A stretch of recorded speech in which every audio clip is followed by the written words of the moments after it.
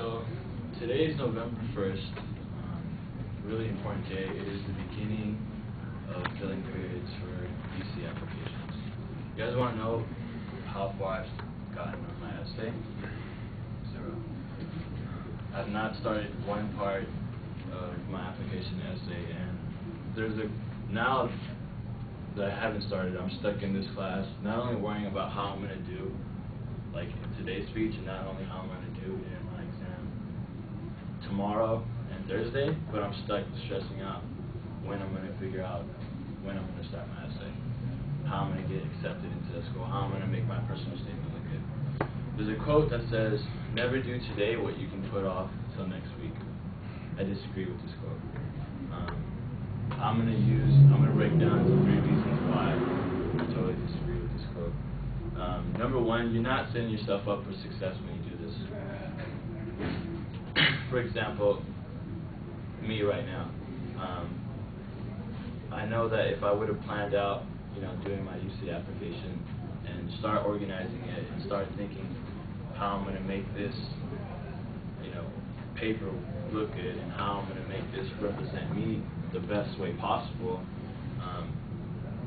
I wasn't. I was just procrastinating. I was thinking about other things. I was, worried so much of my social life and, so into that the important things like, preparing for that, I kind of put off to the side because I'm like, wait, it's not till November 1st, I'm going to have time. And now I'm going to be, again, putting all this stress on myself and not really setting myself up for the best success possible.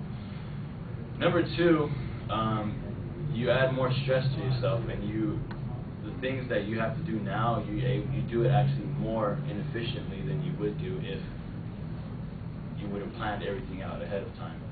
So, for example, right now, instead of, being able to study for my exam tomorrow or study for my exam on Thursday, without anything else on my mind, I'm not going to be able to do it the best way that I can, because I'm going to be worrying about my essay. I'm going to be worrying about, so many other things at the same time that it's not really going to make me do the best, that I could have done, that I should have done.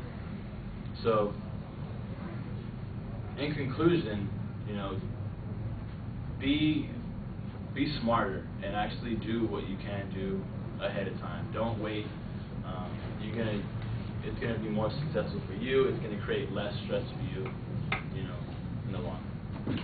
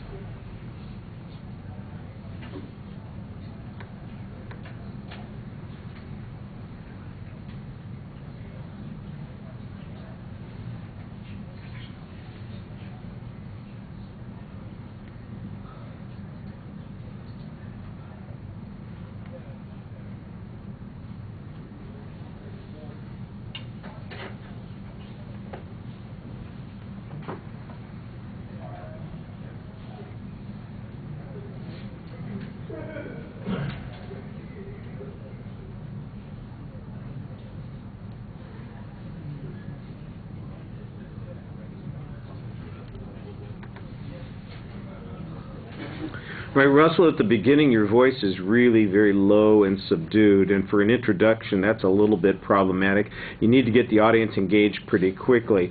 You don't necessarily have to shout at folks, but you definitely want to seem like you've got some energy in the presentation, and then you can calm down a little bit. So I think you would definitely want to work on that.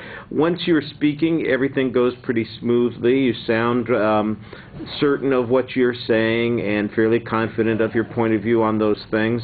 Again, the energy level's a little bit low, but there's nothing automatically wrong with being deliberate as long as you've got some good content with it.